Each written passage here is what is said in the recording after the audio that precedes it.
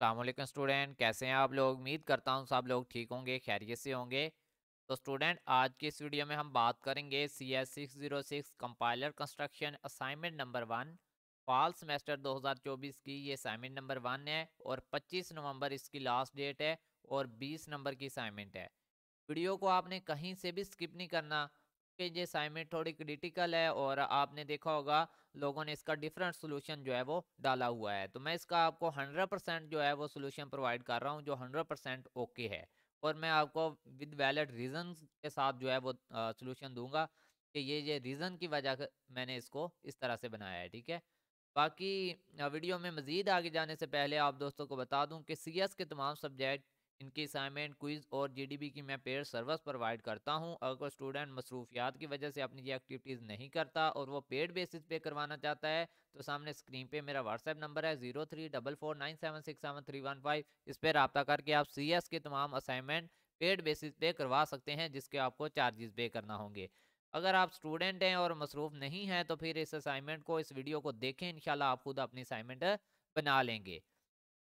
अच्छा ना, इस असाइनमेंट में फर्स्ट आपसे आपके टीचर ने यहाँ पे क्वेश्चन पूछा। अच्छा देख लें, इसमें ना आपने डॉस और डॉस एक्स फॉर्मेट जो है वो सबमिट करवानी है। अगर इसमें ना हुई, the assignment is not submitted in doc और डॉस एक्स फॉर्मेट, फिर आपको 0 मिलेंगे। यानी कि आपने डॉस एक्स में या डॉस फॉर्मेट यानी MS वर्ड फॉर्मेट में ही सबमिट करवानी है।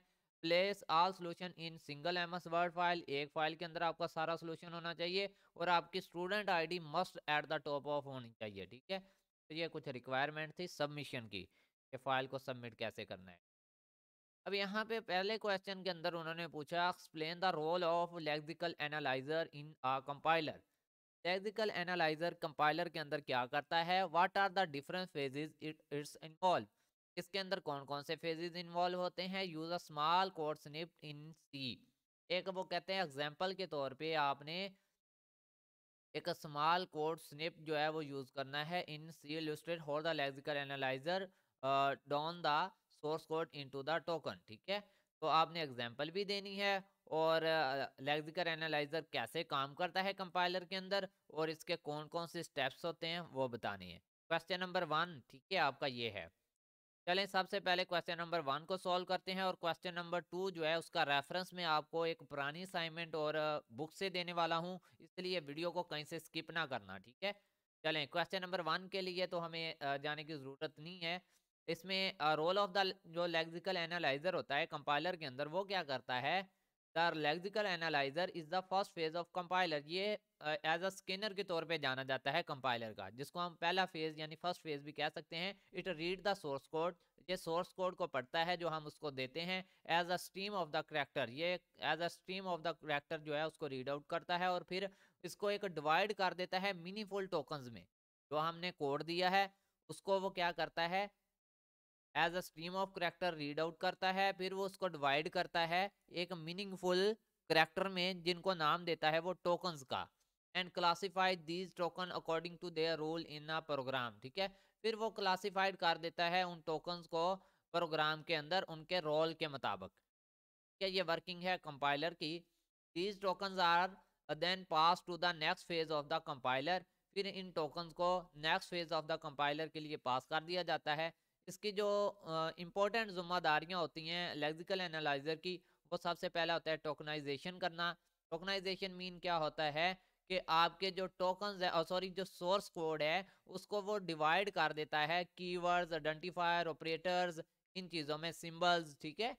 और फिर वो एरर डिटेक्शन करना भी इसका काम है। Detect and report lexical error such as the invalid character, white space and comment removal, ये भी इसका काम है। ठीक है। और interface with the symbol table, passes identify to the symbol table for further processing, ये भी इसका काम है। ये तो हमने बता दिया कि इसकी जिम्मेदारियां क्या हैं। Phase of lexical analyzer, input buffering. ठीक है। और token recognization, longest match rule, output token, ये सारी चीज़ें आपने लिख लेनी है। इसके बाद हमने देनी थी एक एग्जांपल। अब यहाँ पे चाहें तो आप क्वेश्चन नंबर 2 लिख लें। ठीक है। क्वेश्चन नंबर 2 का आंसर भी यहाँ पे पेस्ट कर सकते हैं, लेकिन मैंने आप लोगों के लिए यहाँ पे अलग ही एग्जांपल जो है वो ऐड की है। अगर आप लोग चाहें तो क्वेश्चन नंबर को यहाँ पे पेस्ट कर लें। ठीक है। चलें आप ना वो ही करें, आपके लिए ईज़ी रहेगा। मैं अभी आपको बताता हूँ। जब आप लोगों ने इतना लिख लिया ना क्वेश्चन नंबर 1 का आंसर, यहाँ से लेके सॉल्यूशन से स्टार्ट करना है आपने, ठीक है? और एट द एंड जब आपने लिख लिया यहाँ पर कि अभी ये पूरा नहीं हुआ, लेकिन क्वेश्चन नंबर 2 का इसका हाफ आंसर इधर आना है, ठीक है? अभी हम चलते हैं क्वेश्चन नंबर 2 को सॉल्व करते हैं, ठीक है? क्वेश्चन नंबर 2 के अंदर जब हम सॉल्व कर लेंगे तो फिर उस आंसर को जहाँ पेस्ट करेंगे तो हमारा क्वेश्चन नंबर 1 भी पूरा हो जाएगा, ठीक है? यहाँ पर उन्होंने बोला कि क्वेश्चन 2 के अंदर उन्होंने कहा ये एक स्निप्ट कोड है, ठीक है? तो हमने ऊपर वाले में एग्जांपल भी लेनी थी स्निप्ट कोड की, वो ऑलरेडी यहाँ पे दिया हुआ है तो हम ये यूज करेंगे ऊपर, ठीक है? अभी आपने यहाँ पे गौर से सुनना है कि उन्होंने कहा कि स्निप्ट कोड जो है इसको आपने टोकनाइज करना है हर लाइन को इसकी, ठीक है? हर लाइन को आपने क्या करना है, टोकनाइज करना है। अब टोकनाइज करने का तरीका क्या होता है कि आपने इसमें से जो है वो लेग्स भी निकालने होते हैं और फिर उनके टोकन टाइप्स बतानी होती हैं। आप यहाँ पे लिखेंगे टोकन टाइप और यहाँ पे आप लिखेंगे लेग्स मी टोकन, ठीक है? इस तरह से आप लिख लेंगे तो थोड़ा आपके टीचर को डाउट या कंफ्यूजन नहीं होगी कि इसने क्या बताने की कोशिश की है।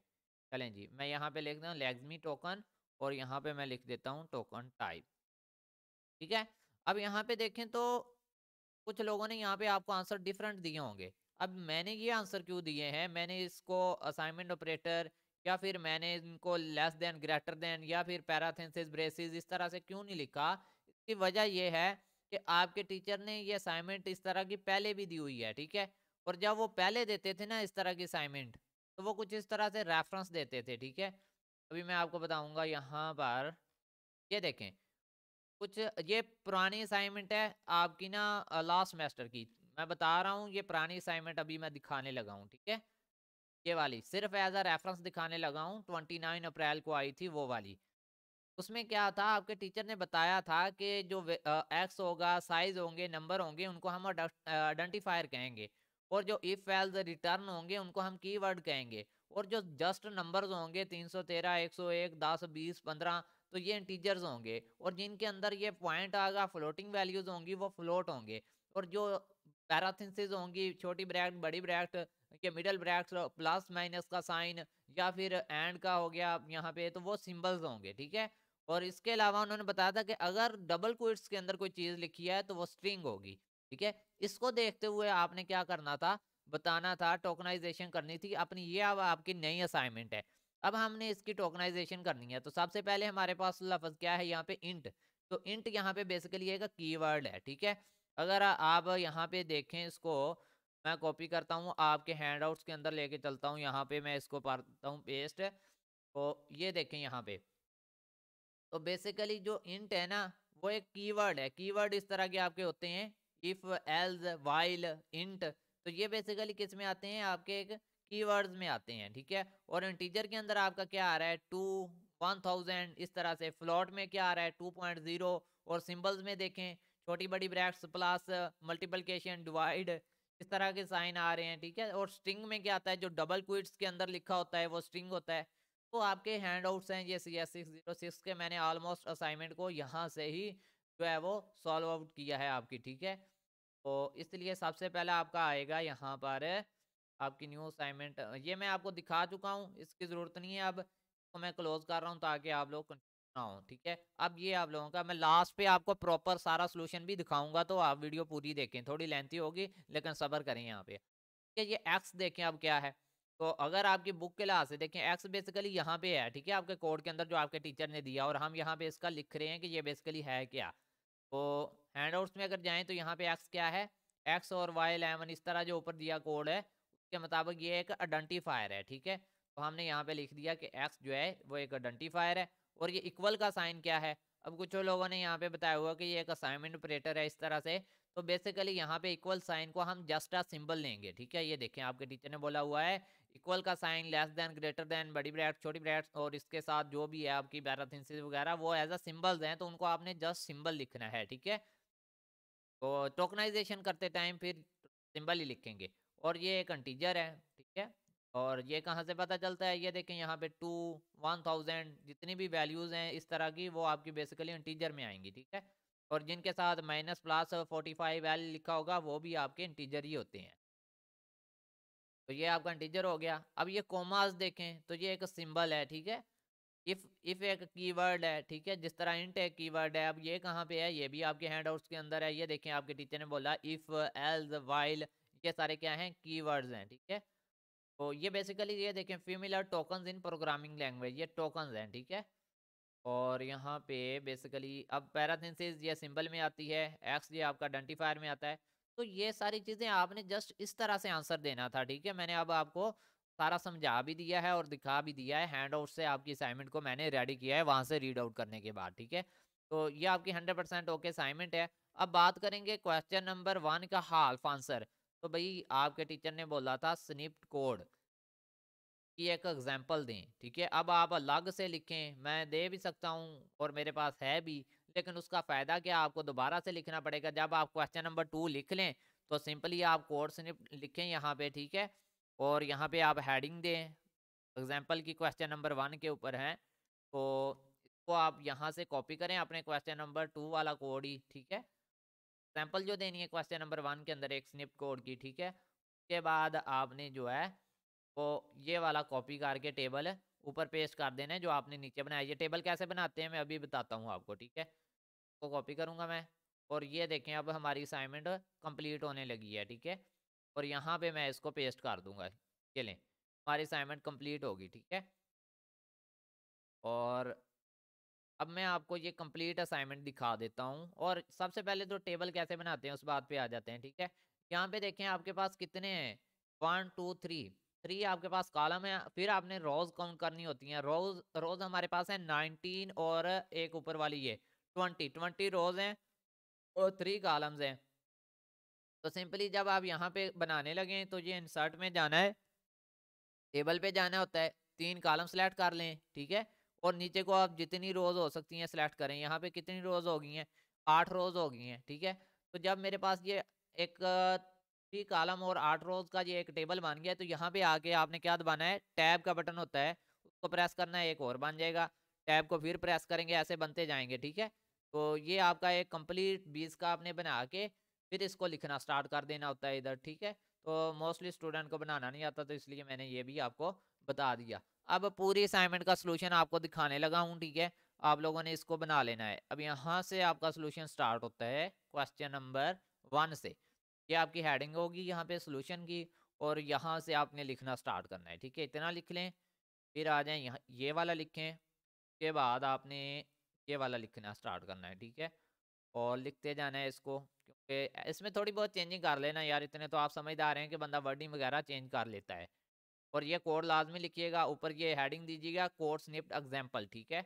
और फिर ये कहाँ से लिखना है, ये जब क्वेश्चन नंबर 2 सॉल्व करें या 1 सॉल्व करें वो आपकी मर्जी है। पहले अगर आप इधर ही सॉल्व कर रहे हैं, ठीक है, अभी तो इसको पहले सॉल्व कर लें और फिर नीचे कॉपी पेस्ट कर देना इसको, ठीक है। क्वेश्चन नंबर 2 का आंसर ये है। अब ये क्वेश्चन नंबर 1 में भी है, ठीक है, क्योंकि हमने वहां पे एक एग्जाम्पल देनी, तो इसलिए हमने इसको 1 में भी ऐड किया हुआ है। और ये थोड़ा सा, हाँ अब ठीक है। तो ये आपने टेबल बना लेना है। अब क्वेश्चन नंबर 2, ठीक है, क्वेश्चन नंबर 2 में वही टेबल ऊपर वाला ही यहाँ भी बनेगा, ठीक है, क्योंकि इसी कोड को हमने एज एग्जाम्पल ले लिया है क्वेश्चन नंबर 1 में, और फिर उसको वहां पे भी सॉल्व किया। तो ये एक ही टेबल है, ठीक है। क्वेश्चन नंबर 2 के अंदर भी इसका आंसर आप एज अ टेबल दे देंगे, और क्वेश्चन नंबर 1 के अंदर इसको एज अ एग्जाम्पल आप ले लेंगे, इस कोड को जो क्वेश्चन नंबर 2 में आपको एज अ क्वेश्चन दिया हुआ है। ये थी आप लोगों की असाइनमेंट जो मैंने आपको बता दी है, समझा भी दी है। अगर किसी ने पूरी वीडियो देखी होगी तो उम्मीद है कि उसको कोई यहाँ पे डाउट नहीं रहा होगा। मिलते हैं न्यू वीडियो में, तब तक के लिए अल्लाह हाफिज़, फी अमान अल्लाह, अपना ख्याल रखिएगा।